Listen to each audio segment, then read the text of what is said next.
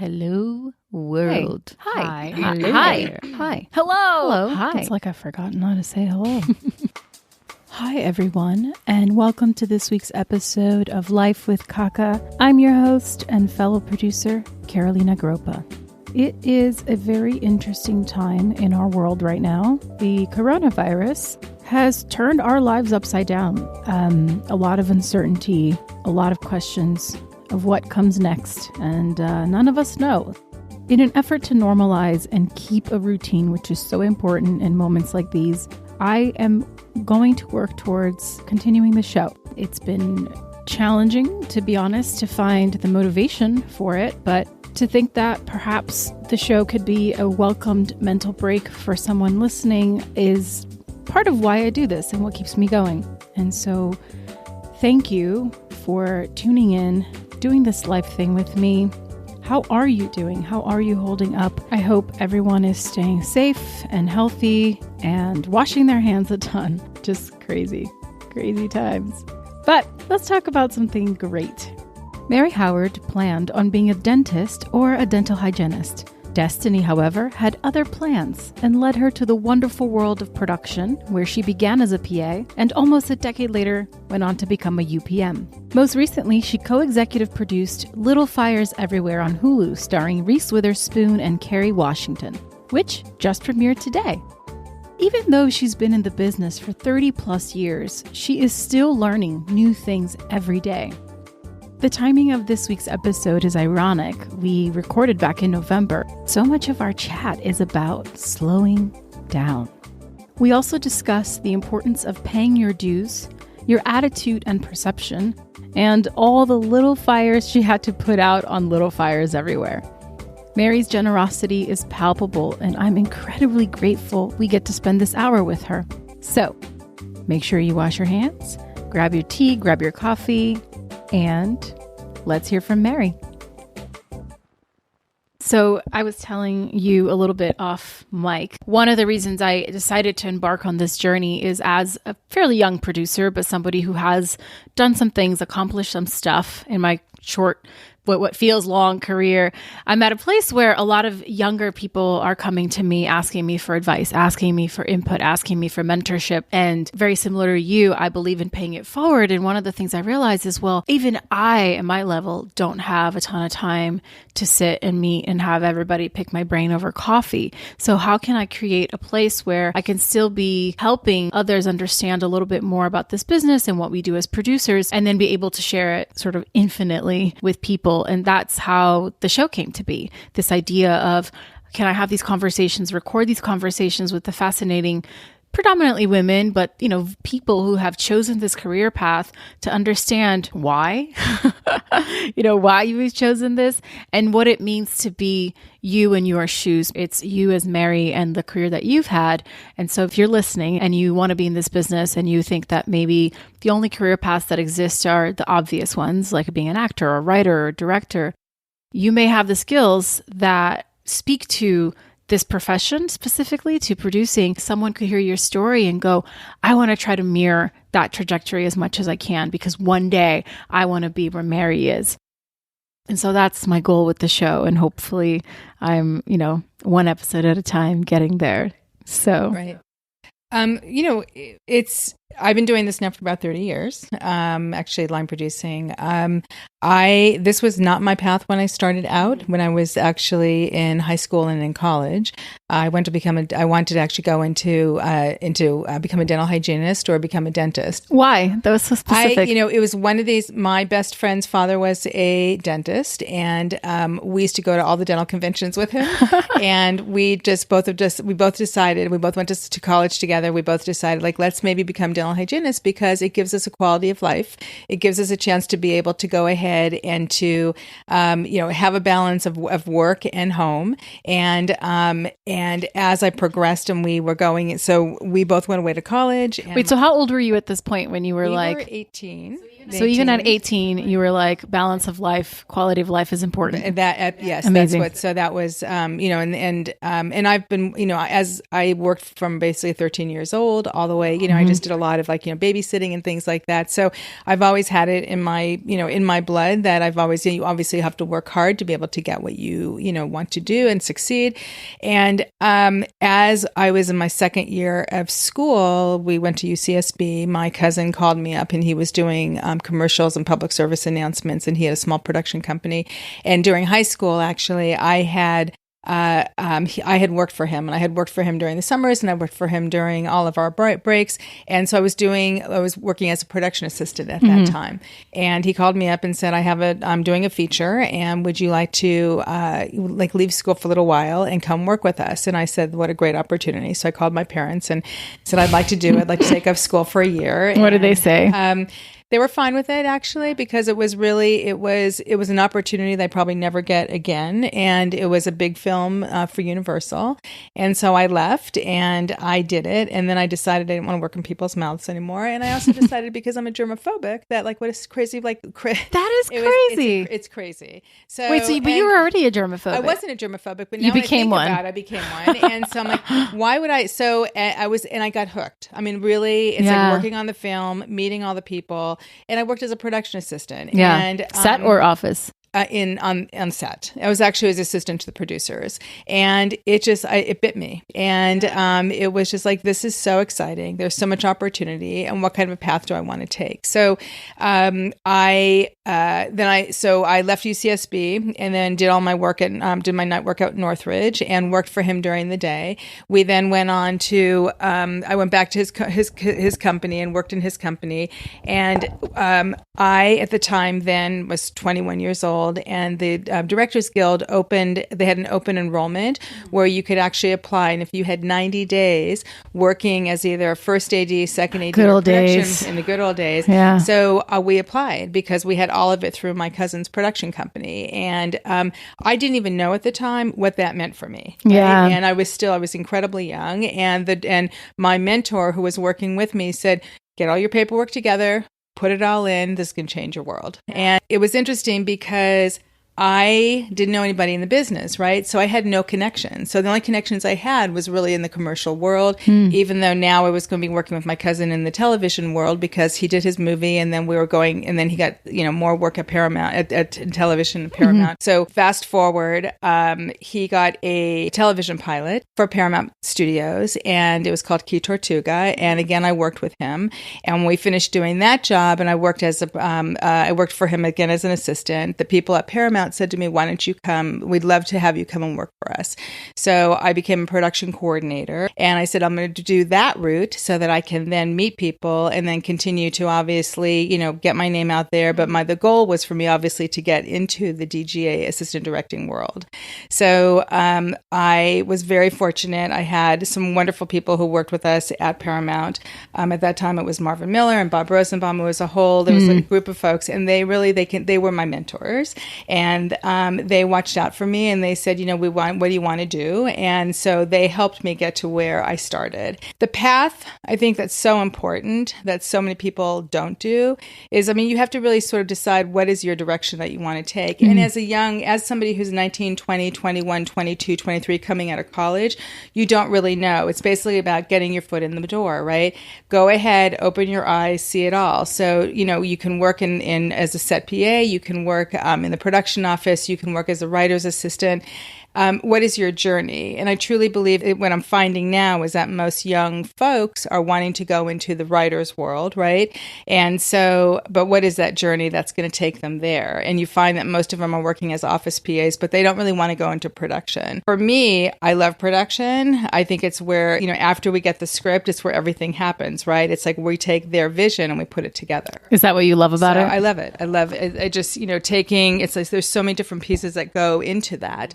So fast forward, so as a production coordinator, I had an opportunity to go over to an interview at Happy Days and to work a second AD position became available. And I went over and I met the first AD and got hired as a second AD on Happy Days. And really that was my career path, just took me from a second AD on to other shows. I stayed at Paramount for a number of years. And I then got on to MACGYVER as a second AD. They moved me up as a first AD. And then from there, moved into the Star Trek world, was a first AD in Star Trek. And at that time it was the Next Generation. My boss got ill, and I took over as a production manager. So my career path, so for me, it was just, obviously the second AD, first AD, production manager. And how many years would that, from that, the Happy Days to you getting the UPM title, did it take you? 8 years, I think. Yeah, I think that's it's about 8 average. And I did it slowly because for me, I wanted to learn it all, right? For me, I didn't want to jump in and only know how to do half the job. I wanted to be able to, when I got there, I wanted to have so much knowledge so that I was really good, and I want to be successful in what I did. Yeah. So, and that's where I feel what happens right now is that everybody wants to, not get the coffee, not go ahead and do, everybody has to pay their dues. And in paying your dues, it's about learning. That's what's so important to me. It's like, you will get there, but I've had a lot of assistants that I've actually mentored, and a lot of them are doing incredibly, like now they're line producing and executive producing and writing on shows. And so they have taken their path, but it's slow and easy because you'll get there, and you don't want to be the person who goes in and basically gets the job in a year and a half, but doesn't have the knowledge. Right. So, and everybody wants it now. When I see in the next generation under me, everybody wants it. There's an immediacy. Why do you think that is? It's social media. It's the new world. I think, right? And so I tell people, I like it. I will take my old school values and bring those into the world of today, right? But just everybody needs to slow down. And again, I'm just going to say it also, it's really important for people to, so the different paths, if you're talking about how to get to producing. So my path was obviously through the Directors Guild and production managing, and having the knowledge of working on the set. So being on the set and seeing what every craft does and what it takes to go ahead and go from taking a script, right, writing the script, to go ahead and breaking down the script, to prepping the script, taking it to the stage, going into the post-production phase. That knowledge is, it's invaluable. Right? And always in demand. And so, you have to find your mentors, right? And I was very, very lucky that along the way, I had mentors that mentored me at every single path. And always asked the questions, always kept your eyes open, always kept your ears open so that I would hear everything that was going on, so that I was constantly questioning and putting the questions, the answers to use. For it to be a great line producer, whether you're independent, whether you're in television, whether like you're now in features, whether you're in commercials, whether you're in webisodes, right? So it's a whole knowledge of what everybody does, because there's not just one piece of the pie, right? There's and respect what everybody does, and respect that everybody has a piece of that that's going to make the show successful. Yeah. Did you deliberately decide to stick in television, or was that happenstance? It was happenstance. I wanted to stay in town. I didn't want to travel. I did a couple shows that I traveled out of town, and I didn't like it. My family's here, and I didn't like living in a hotel. I wanted to be here. And so I've been very fortunate where I've been able to, so television has allowed me to go ahead and to stay in Los Angeles. Other people love going out of town. For me, it was really, I like coming home at night. I like, being in my own bed.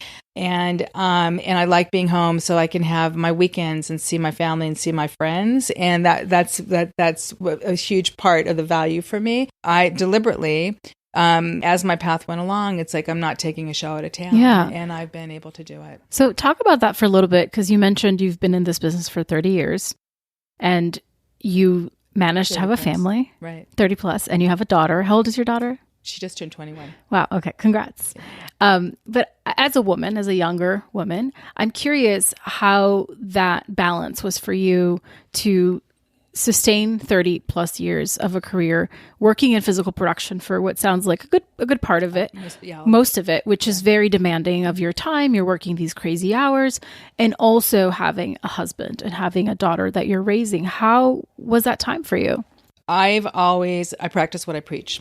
And for me, it was really important that whatever I did and whatever I felt, whatever as doing with family, that everybody else could do the same thing. So I set up in my world, whether I was first ADing, whether I was production managing, and really producing now, so that everybody, male or female, right, if they had something that they needed to do with their family, you leave and you go, and somebody's going to cover you, and then you'll come back. As long as your job gets done, even in the middle of the day, if you have to leave for a couple of hours to see your son or your daughter who's performing in a play, or, doing that you have to go do that because there's only one time that you're going to be able to see it, do that. All my interviews, I went in, and so for me, it was like my husband is Merrill's job.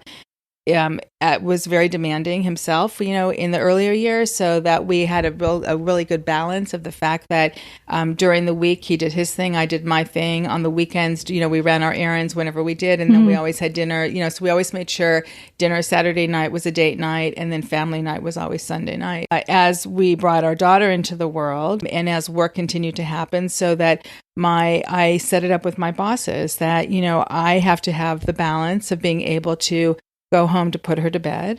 Doesn't have to be every single night, but it has to be enough nights where she knows, or I have to bring her to school in the morning, or if there's something that's happening at school that we're going to have to be, we'll be there. And in the world of technology and having a cell phone, and at that time was having a pager or whatever, there's always accessibility, so that there's always a way to get a hold of me. It's like I'm never the person who is too far. And so that's how I set it up. So when I was pregnant, I worked for people who understood what it meant to have a family, and understood what it meant to have a quality of life and to have the balance of life. And I taught others as we were going along who didn't know how to do it, what that meant, and the importance of what that is. And so again, all the way through, I just practice it to this day, where so when I was working on whatever shows I'm working on, and obviously as an assistant, I was already a production manager and a producer by the time that Sarah was born. Up until those years, I mean, even now when I have first ADs who are moms, or first ADs who are dads, if you have something that you need to go to, we can always have another AD cover for you. And so it's about how do you set the system up and make sure that whatever I'm doing, because I've said this to one of our first yesterday, like I do it, if I'm going to leave and I'm going to go do this, and it's not just about me, it's about you too, that you need to go see your daughter, put your daughter to bed. When I was working in the Star Trek world and Sarah was born, we had somebody who helped us, and then during the day Sarah X amount of days per week, she would actually come to the lot, and so that during my lunch hour or whatever, I would just have them, they would hang out, they would go home, and a lot of times there's probably 2 or 3 days a week where I would actually come home, I would feed her, I'd put her to bed, and then I'd go back to work. So, and then my weekends were my weekends with her, and then because Merrill worked at home, except for having to go into the studio a couple of days a week, again, we shared the responsibility. And I don't ever think today that my daughter ever felt that I wasn't there for her. Yeah. Well, it's interesting that you were able to set those boundaries for yourself, at a time when we weren't as accessible, which I think set the template for you to be able to sustain that into now technology and being, your phone you're expected to be available 24/7, which I think for my generation, there is this constant anxiety, right? Of like, if I'm getting the email and I'm not responding and I'm not accessible and I'm not this, then does that make the other person perceive that I don't take my work as seriously? And everybody I speak to, no matter what path or what discipline they're in, talks about this phenomenon of being sort of exhausted by the wheel of it, but not being able to impose the boundaries for themselves with whoever is above them and is expecting answers from them. And how that is what feels like in this day and age, the hardest part of the journey is that as producers, we're constantly... 24/7. It's 24/7. Yeah. And even if it's not on your phone, it's in your brain, which is the hardest part. It's so hard to shut that down when, especially when you are in production or there's so much you're constantly thinking about. So I'm curious, you seem like a very well-adjusted lady who's very you have a very calm demeanor about you. So I'm curious how you've navigated having that much pressure on yourself and anxiety and expectations, because here you are 30 plus years into your career and you're thriving, right? From my perspective, of course. And you seem to just have a very calm way of navigating through this stuff. So I guess the question is, what's your secret? Stay calm. Yeah. Be flexible. Have answers, right? There's never one way of doing it. And I think it's about what is the environment that you're working in and what is the tone that you want to set. And what do you want people to react to and respond to? And how are you going to get people to respond and react to you? If you're in a frenetic, frenzied state, that's all everybody's going to see. And they're all going to see that the way that the shows run is through chaos, right? Right. So for me, when I walk into the room, you take the temperature of the room. I've been very, very blessed. And I'm in a situation where I'm working on some very high profile shows right now, or have just finished and working in having great bosses. And it's a partnership. And I think that's the first thing is setting up the partnership. And it's not about, again, the one person. It's about everybody and collaborating together. Yeah. And I just had actually one of my bosses just said to me, when you walk in the room, I just go, because there's a calmness that you bring. And I said, because you don't need, and as chaotic as our world is, and under the time restraints that we have,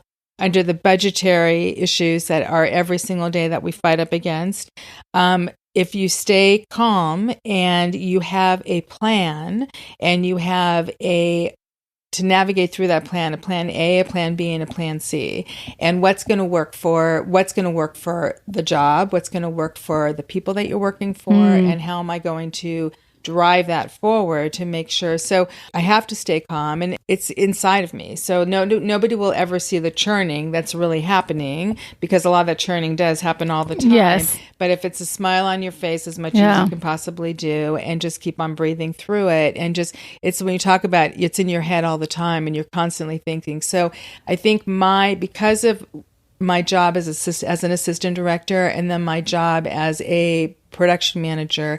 And this job, I think so much of it is about coordination. I don't wait to the last minute. Everything is scheduled. Everything is anticipated. Everything is thought out ahead of time, so that I'm not working in chaos. And so that's what I think the most important thing is for anybody who's coming into the job and to be a really good producer is don't work in chaos and work things through, because it is a process, right? Yeah. It's a process of, this is okay. So what are the priorities that we need to deal with right now? What are, so those are at the top of the list, and what do you need to do at the bottom list? And I make lists all the time. And I'm constantly updating my list because I have to touch and feel it. And my process, because it's the way that I have to be able to, if I write it, then it's going to stick in my brain, right? And if I rewrite it, or if I cross it off, or it goes to the next day, so that there's a constant, and I update my list every single day. Yeah. And I have to say I have wonderful people who work with me who really they keep me sane, and they also keep me so that I don't forget things. And what happens is, as you know, as a producer too, you have 17 people coming to you at the same time, and they all think what they're asking is the most important thing. Most important, because all they see is their department versus the whole big picture. And that's the other thing. As a good producer, you're the one who's obviously seeing the entire picture, right? Everybody has their little pieces of the puzzle that need to go into the whole piece. Yeah. And so let's prioritize. Let's see what needs to happen right now, and just making sure all that happens. Yeah. And sitting being a team leader, right? So you're so the different paths that you're taking, no matter what it is, whether you're a PA, whether you've gone through like the assistant director's training program, it's all about your demeanor, and it's all about, what I am going to say is that work really hard, and stay focused, and don't get on your computer if there's nothing to do. There's always something to do. And like when my daughter used to say, "I'm so bored," I'm like, "You're never going to be bored because there's always something to do." Yeah. At the same time, take 5 minutes for yourself every hour to walk away from it so that you can clear your head. Yeah. Right? Is that what you do? Do you take 5 minutes? I find that it's hard for me. Sometimes I'll actually say I need 5 minutes to close my door, and I'll go ahead and I'll close my door, and I'll just to be able to take all my pieces of paper that are on my desk and to be able to organize things. The structure for me is it's about organization. You mentioned the churning in your stomach and everything that's happening internally. How do you then, in your personal life, decompress from all of that so that it doesn't live with you? Because I have met a lot of people who hold on to that, whatever that thing is, and they become very bitter, very resentful. They can be successful, but a lot of times they're coming from a place of just, you feel that energy, and it's not pleasant, but sometimes they've been in it for so long, or they have the relationships, or they've been with the show for forever. And it's a shame, it's a shame, because I wonder where along the path that kind of cynicism started for them. And if it is a lot of it, you're just not being able to decompress, because like you were mentioning, everybody's coming to you all the time with their problems, with their things. So there's so much dumping that happens on the producer, and then you go home. And then how do you just release all of that? I love acupuncture. I'm the same. Love acupuncture. Having yoga, meditation. Yeah, so 6:45 tomorrow morning, having an acupuncture amazing. treatment. I do love massage. And I'll find sometimes I just like to sit on my couch. I call my girlfriends. I have, I have 3 very best friends, and I have one best friend in particular who also works in a very high profile position, and so that we will actually bounce off ideas on each other. And I also just like to be with my family. So, it's like, I like coming home and just hanging out with my husband when my daughter's at college, or, calling my daughter and having the conversation. I love going out with my friends. Like last night, I came home and we just had friends over, and we sat, and just we ate. And so there has to be so you have to walk away from it at some point in time, even if it's for the half hour or it's the hour or 2 hours. I have found in the last few jobs that I've had, they've almost been 7 days a week. And I've now trying to teach myself that, okay, like you need the morning for a half hour to go ahead and whether it's taking a walk or, whether it's getting on the elliptical or whatever that is, or seeing at the end of the day, seeing a friend or going to see my mom or what have you. So that's, again, you talk about the work balance of what that is. I find that when our daughter is at school, it's so much easier for me than to just dive in, and I can spend, like tomorrow, it's like I have so much to do that I'm going to be spending, like I told my husband, I have probably 7 hours worth of work to do. And tomorrow's Sunday for the listeners. Sunday, but in order for me to have, and I find for me, it's actually easier sometimes to bring my work home with me and to have, because you can focus and quiet time. Yes. Because if people are not interrupting you with a new task every time. I always think of it like you're juggling all of these tasks, like, those games where you're like cooking a thing, right? And you have like a bunch of little items, and this is like at 17% and that's at 32%. And you can never finish one of the tasks because someone's always coming in and giving you a new task. That was so great yesterday. I got to my office early. I got there by 8 o'clock, and literally by 10 o'clock, I was so excited that I had finished 3 things. And I'm like, I literally yelled out to my sister, I'm like, I just got 3 things done. Like I closed the deals because there's so many people interrupting all the time. Yeah. But at the same time, so again, it's like, is this really important, or can you wait 10 minutes? But everybody feels that everything to them, it's always very important. Exactly. Yeah. And time is money, right? Mm-hmm. And so usually if they're coming in, it's about like, it's time sensitive situations that need to be dealt with. And it's not only about the show, but it's about personalities. It's about hiring. when you're a producer, especially as a line producer, you're managing so many different pieces. Mm-hmm. So you're managing prep, you're managing production, you're managing post-production, you're managing publicity, marketing, choosing, an actor going ahead and getting a wig made or what have you. So there's so many different pieces of the puzzle. It's not for the faint of heart. It's not, so again, it's about, the person who's going into this job, you have to be dedicated, you have to be organized, and you have to be able to communicate well. And what I'm now learning too, which is so interesting, is that our world is so busy with so much content that there's so many people who are coming in, unfortunately, who are not as qualified as one would want them to be and have enough. So when you're appreciated so much more, I think when you do go ahead and you have that information and you have the knowledge and you can teach others, right? Yeah. So, well, that's the whole thing. I think the hard skills are teachable. The thing you can learn, you can keep the repetition, learning through osmosis. Like this producer does this thing this way, this other producer does this thing this other way. And as you're coming up in your journey, you find what works for you. And it's a little bit of column A, a little bit of column B, and that's what makes you intrinsically you.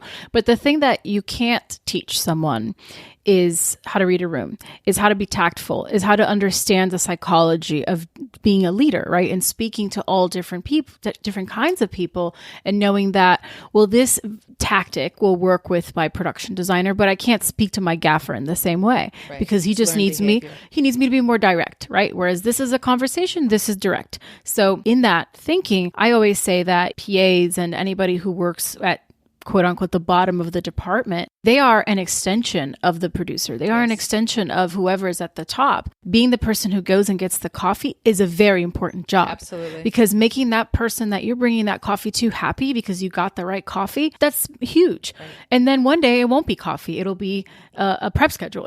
It'll be the same kind of but you understand intention. What it is, right? The intention. The intention, exactly. And I think people get caught up in the ego of like, well, I'm just doing this. It's like, sure, but right now. And right now you're doing this and it's going to be a really important job. It's an important job. Especially like if that's your first job, what a great opportunity because you're going to learn, you're going to be able to communicate with people. You're going to, and then you're starting a task, you're finishing a task. Exactly. And honestly, feedback on that task. The way that someone treats that task says so much about who they are. Right. And where they're going. I just had an experience with a PA who we sent out for a coffee run and one of the there was a soy latte, which is not that crazy, that was on the order.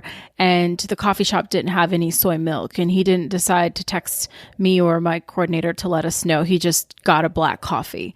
And now everybody got the coffee they wanted except for this one person, who happened to be my DP. And you're just like, well, you could have just, you could have just had that foresight to think, what if this was me? What would I want to receive? And again, a minuscule thing, is that going to blow someone's day? Hopefully not. It can be rectified. We go get another coffee, but the way in which you handle these situations speaks volumes into how you handle yourself and how you are probably going to handle the next rung of the ladder as you climb up and as you continue to learn. Right. I always say that I'm teaching the master class or I'm taking the master class. I started taking Psychology 101 and then I went to, they went to 201 and then 301 and then I got into the master class and then I'm now doing my PhD. Yeah. And truly every day I feel like I've learned something new. And I just finished a show called Little Fires Everywhere. Yes, I'm very excited. I'm very excited about it. Yes. And I had the most amazing producers that I was working with, and we had an amazing team. And I just actually had dinner with one of the producers, and I said, every day we learn something from one another, right? And which is the best. It was amazing. Yeah. And so that's what I try to teach others, is that walk away every single day. And here's the other part about it, is that we're all going to make mistakes, right? And this is a huge thing for me, is that, every day something is going to happen. And on this particular show, we were like putting out little fires everywhere every day. Every day. I love 7 days a week. It was amazing. But it didn't matter if it was like, if somebody made a mistake, just own it, right? It's okay, because by the way, I've made many mistakes along the way, and I will continue to make mistakes. And at the end of the day, what did I learn? Right? I take the good with the bad. Yeah. And sometimes, I'm so sorry. It's my fault. I made the mistake, and own it. And I try to teach that too. I teach it to my daughter. It's like, you don't have to make excuses. You don't have to cover it up. Covering it up is worse. right? Just own it, and then you'll get an incredible response from people. Right. Well, and you don't arrive knowing everything. And even I would say someone at your level, I could look at you and go, she must know all these things. There's new challenges every day. You know, no matter how many times you've done it, how many times even if you've had the same fire to put out, you're using different tools to put out the fire every time. I just did, my show was all about fire, right? And literally there was so much that I didn't know. How do we go ahead? And if we want to go ahead and we want to burn elements, what does that mean? So, what do we need a fire stage? Do we need to go ahead and you have to treat do you have to treat every single one of the elements a different way? All of that was brand new information for me because I had never done it before. How exhilarating though it was to fantastic. Live and have a career where you're constantly being challenged to grow as a person, as a professional within the team. I find it very rewarding. Right. Well, I think, and also I talk to my daughter and her friends all the time about this, is that the job of today is not going to be the job of tomorrow. Literally what you're learning now or what is happening with right now, in 3 or 4 or 5 more years, that is going to change and adjust, right? Yeah. It's almost like we laugh about, that like when, I grew up with records, and then I grew up with CDs and 8-tracks and then, and DVDs, and then all of a sudden everything is now streaming. And so things, they change and adjust. And what you have to do is you have to continue to grow and get the knowledge as we grow and things change so that you can change with the times. And I think that's why for myself and for the team that I work with, that we've been very successful that way, because I take my old school, my learned behavior, and I take that with how do I put that learned behavior into today's society, right? Into today's world. And we always say, like, we did it, jumping through the snow and walking 10 miles or what have you. We laugh about it. But when I was an AD, it was myself and literally like 1 PA and maybe a second AD. Now it's, 3 second ADs, and there's 5 PAs and 10 PAs, and I'm constantly, and it's a different world. Shows are much bigger than they were. It's, the different needs of what a show is. And I think that's, as you go into a new show, and the show that I'm learning now, like what does this show need to be successful, to stay on the budget that we are given, right? The show that I just finished, we thought it was what we needed certain things, and then it turned out to be, as we went along, realized that, that needed to change and adjust in order to give us the opportunities of what was needed on the show. Yeah. We have a huge financial responsibility. It's also managing not only the crew that you're working with, but it's managing the studio, it's managing the network. It's a lot of managing, a lot of people. Managing and how do you go ahead and give your creative producers who you're working with, what they need, and at the same time also giving the studio what they need. And so how do you do that? A lot of conversations. Yeah. So it's about, well, I think for us, it's about, here's your options, right? Here's option A, here's option B, here's option C. If you have this, it's going to be this. If you need this, it's going to be that. And what the financial impacts are both, right? What it's going to just end. And then we make choices, right? And actually, somebody just said to me, which is brilliant, I'm going to use it. So I have a friend of mine who uses poker chips now. And she used it in the past, where she took poker chips and she had the $500, $1,000 stack, the 500, the 100, the 50s, the 10s, and she put all the stacks out. And when they were talking about what was the priorities with the scenes within the show, or the priorities of the show, those went to the $1,000 stacks, and this is $1,000 scene, and then you had your dollar scene, and it was for that person, it was great because it was such a visual, and it helped them understand what it would be to go ahead and to do that. So I love that. It was great. So I think that's part of it is just sitting down and having the conversation. And on the last show that I just finished, we had conversations every day, 7 days a week. So to figure out what is the best for this particular show, this particular scene, the ins and outs of it. Yeah. How would you define a producer? It depends on what type of a producer, right? Well, let's say define all of them, and then define how you define yourself as a producer. Define myself in the job title? Or just, the kind of producing you're doing nowadays. as a line producer, I think that there's two different types of producers. There's a line producer or co-executive producer or executive producer, depending on what your title is, but with them being the line producer. In television. In television. You can be the creative. You could be the creative producer who deals with the money, right? Or you could just be the money producer. I find that to be successful, you have to have the creative information and be able to rather than just be the money person.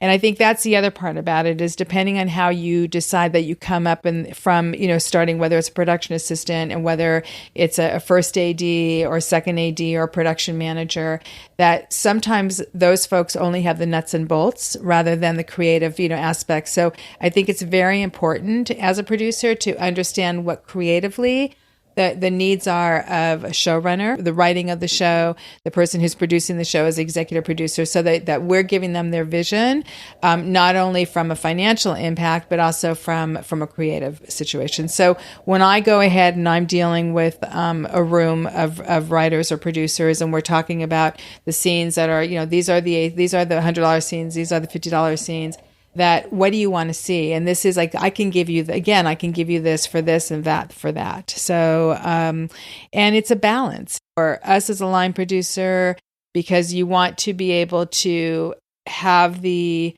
relationship, right? You want the trust of the producers that you're doing the show for, that you're on their side, and that that the show, you have to put your heart and soul into it, right? And that you're giving them visually what they need. And at the end of the day, versus the studio, who's, sometimes it's like, well, you can't give them that because it's, you can only give them that. And so again, it's a flexibility of, okay, so this is our pot of money. How do we want to spend it? Right. Right. And having those conversations. Yeah. Yeah. And so what do you find that there are any misconceptions people often have about line producers as a whole, but line producers specifically? I think that I again am very blessed and fortunate that I have great relationships with so many, and it's about how you present yourself. Right. And I think that there are a lot of probably perceptions of that they're only about the money versus about the creative. I think that's probably one of the biggest. Yeah, I would say so. And all the conversations I've had, pretty much, no matter what discipline a producer's in, I've interviewed head of studios, or not head of studios, head of physical production departments at studios and indie film producers, and that's 90% of the time they answer that the misconception that most people have is that a producer or a line producer just cares about the money, or they're just about the money, or that they have the money, or they keep all the money, but it's always related to money. Right. Because they always want to come in under, which is like, and for us, it's always about, this is the pot that they gave you. Spend all that money. Don't spend it. Don't go over. Right. And if you are going over, obviously there's a reason why you're going, are the reasons why you're going over, and for approvals, et cetera. So that we're making sure that we're spending the money properly. Yeah. So, and I also think that, the difference for myself as a line producer is, and I say that we're very, like, my team is very hands-on. Mm-hmm. And the person who I've been working with for, again, Brad Jacobian's the production manager who I've been working with now we were both assistant directors together. Wow. When I moved up as a production manager, Brad continued as for AD. And when I moved up as a producer, he moved up as a production manager. And so he co-produces. And so we literally have a shorthand with our entire team of our production coordinator, our production supervisor. So we speak a language that enables us to go ahead and no matter where we go, this is our system, right? Yeah. And I think there's a responsibility that comes along with that as a production manager and as a producer, so that we're helping others, you know what I mean? So that we're bringing everybody into our world. And if that makes sense. Yeah. So makes sense. Yeah. How much would you say that producing defines you or has defined you? Like this professional identity of producer, does that define you in any way? I stay pretty low key. I think for me, it's only defining in that, do I feel proud every day that I've been able to help the production and help the people, right? I think that I it's my job. Like, I don't look at it any other way, but you've hired me to do a job, and I'm doing the job that you've hired me to do, right? And I take that very, very seriously. And I have to deliver what that is. But as a human being, I'm proud of what I've accomplished.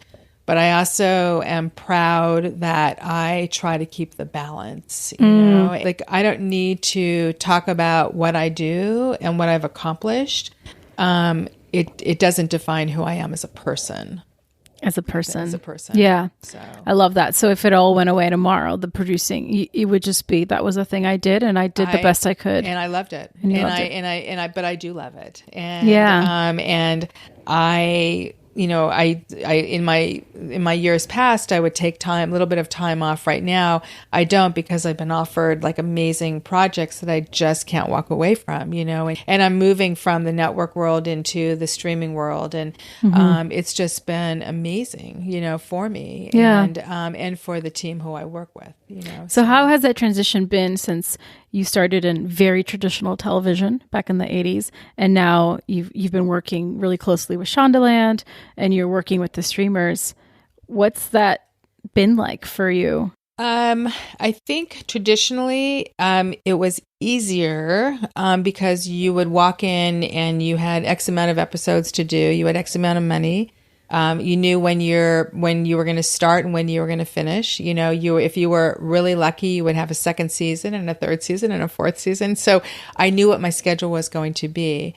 As I move into the streaming world, I think it's harder because you only have a finite period of time to do it, right? So literally, what we used to have to do, and like if we did season 1 of a show, and then we went to season 7, all your permanent sets were up, right? All you were worrying about, you had all your costumes, you had most of your cast. You might be adding another cast member or 2 or 3, or you might be building 1 more set or 2 more sets. When you're going into this new world, all your sets, I mean, you're starting from scratch again, and you're building a world in a much shorter, for 8 episodes, right? Not 13 episodes or not 22 episodes. So the pace is a lot faster. It's a lot, we're time challenged all the time. Yeah. Everything has grown to times 2 of what our needs were, you know. Everything just seems to be bigger. But do you think it's necessary? I don't think it's necessary if you're having good storytelling, right? Because at the end of the day, it's about for me, like, I love the storytelling part of it, and I love the character development part of it. So I think but again, it depends on what kind of a show it is. And, you know, do you want it to be just a character development show that just delivers some wonderful storytelling? Do you want it to be a show that has lots of special effects? Do you want it? So it depends. What is the world in which you're creating? So yeah, well, and it's exciting that there are so many paths and so many options and so many different ways to express yourself creatively now. And I think it's an exhilarating time to be a content creator or storyteller. But like you said, it's so much, and I think we're all scrambling to figure out how to pivot and transition.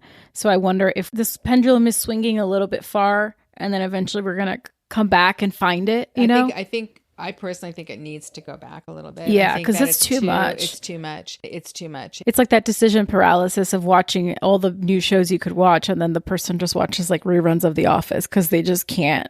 But it's also hard for, you know, especially as, you know, everybody's coming into this. It's like, there's so many, again, opportunities, and I just don't know where to go. I don't know how to do it. I don't know how to transition. I don't know what I really want to do. Do I want to do this, or do I want to do that? We're talking about producing, or you're talking about, do you want to be a content producer of doing webisodes? Do you want to be an indie producer? Do you want to be a television producer? Do you want to go into features? Do you want to go into commercials? Do you want to go? It's like your head spins. And it spins. And the thing is, once you hit your niche, you know, that's where you usually end up staying. And I think that's why, for me, like, my world was television, and I know so many people in the television world. And so I had made my niche, and that's where I knew everybody knew who I was, or who I am. So, but yet this new world, it's like, you know, again, I'm going out for people. I'm working with people who I'd never worked with before. Yeah. You know, so, but the gentleman who hired me, I worked with 30 years ago. Amazing. He was a production executive at Paramount. Well, so, and it's another example of how small this business is, and back to the sort of PA story of tact and integrity and how you're going to be the person, how you're going to show up in doing a task. Every chance you get to interact with someone, make it the best version of yourself that you can be in that moment in time, because we're all human. We're not perfect, right? Well, and also, how do you present, right? When you come to work every single day, how do you present? And when you're given the task, first of all, listening and hearing. So, right. And I think that that's so much of the thing is that so many people don't listen today. Yeah. That listen to what is being asked of you and finish that task. I tell my daughter all the time, don't give just one option, but give two options. Again, you want to shine, right? But you don't have to go ahead. You don't have to go ahead and just do the job, and people will recognize that, but do it well. And then also let people know what you want to do. Like what do you want to do when you grow up, basically. Yeah. And, or what is the path that you're trying to take? And I just had a woman come to me and said, I've only met you now 3 different times. We've had 3 different interviews. And she said, and every time I've met you, I love your energy. And she said, and I would love for you to mentor me to go ahead and, as I'm trying to move up to become a production manager, so that I would love you guys to teach me, and I said, I would love to do that. So when come in, listen to conversations, ask me questions, and also listen, again, open up your eyes and open up your ears and listen to everything that's happening. And then you'll create your own world. Right. So, because I think the most important thing is that everybody's so caught up in their own stuff today, and everybody's so busy that it's hard to be mentored.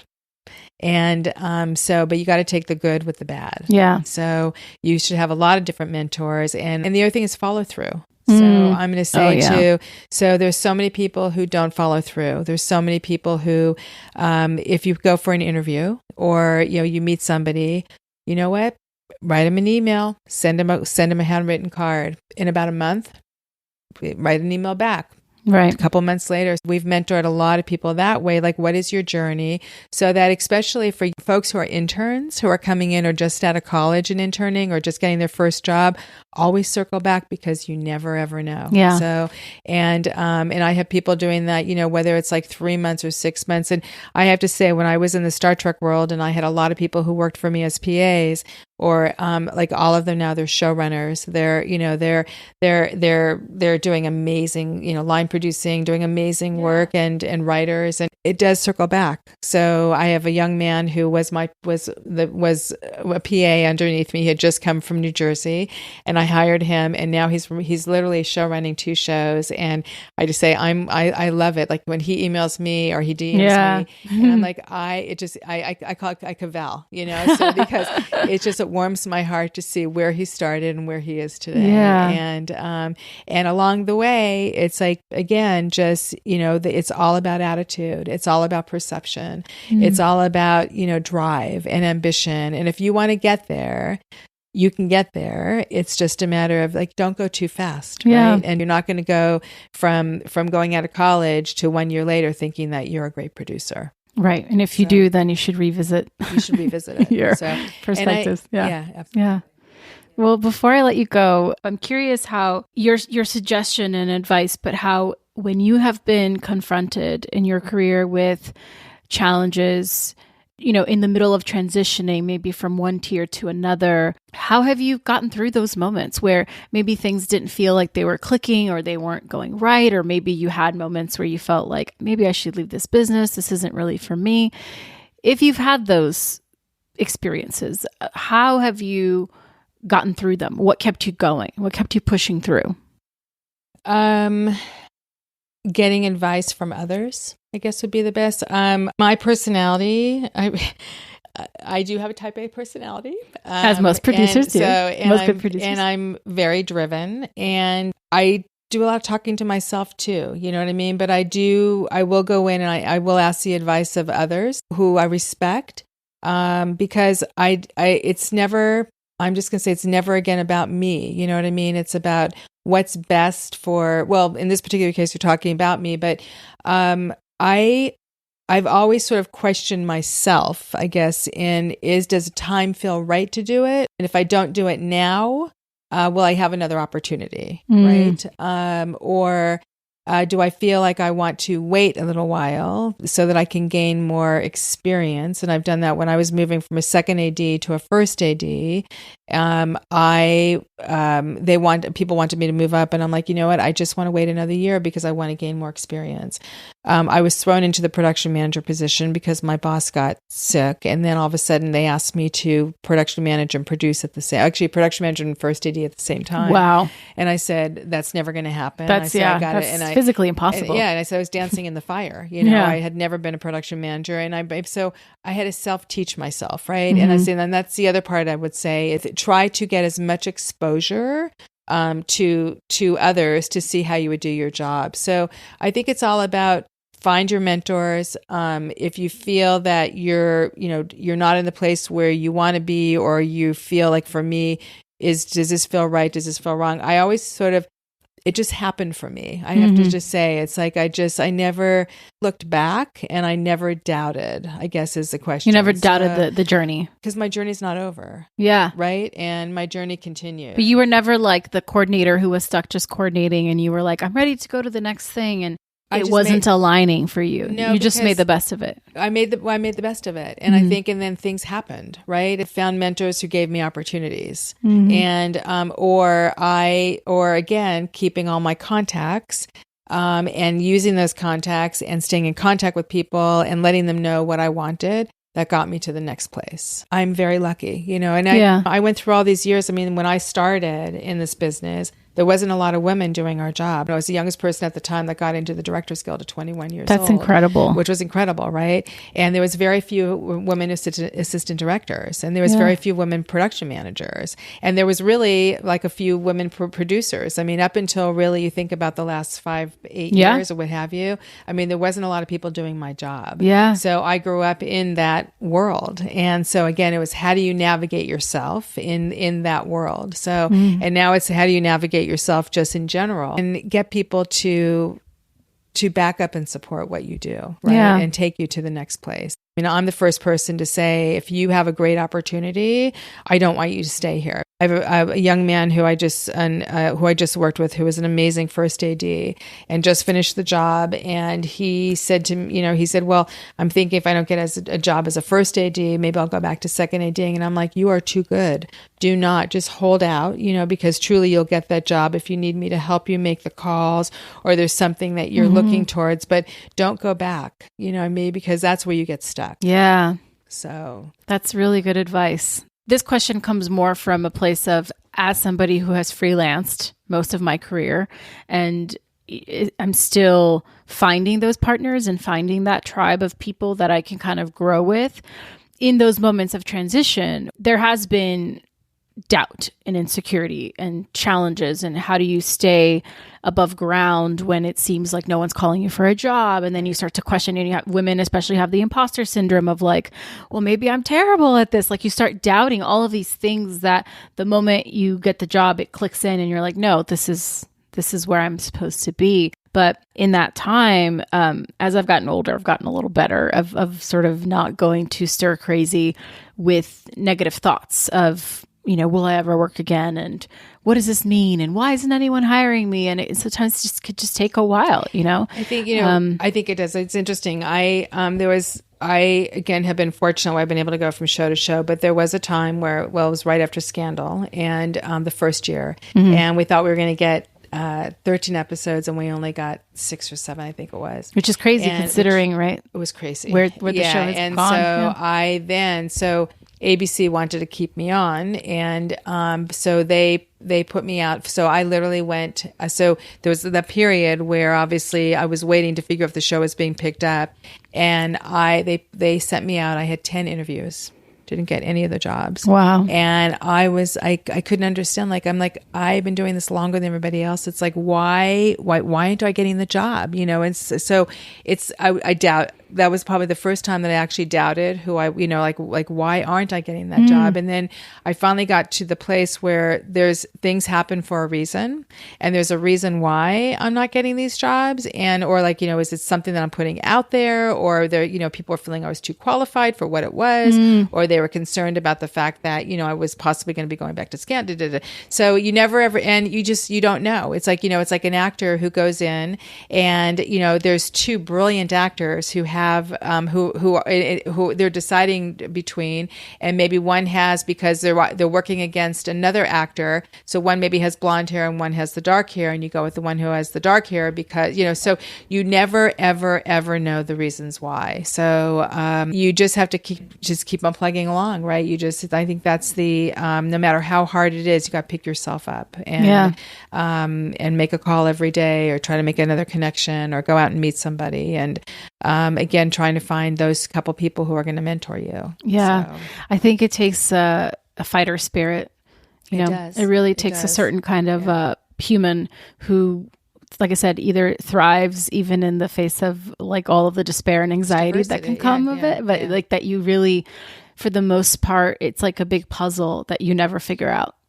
It really is like how to all unfolds, how to all put it together, how to make sense of it. And like you said, you just have to keep pushing forward. Yeah. And you have to really want it, and you have to really love it, I guess, right? And there was other conversations that were happening with a couple of the people I was with the other day, and we've all of us said, it's because we love what we do.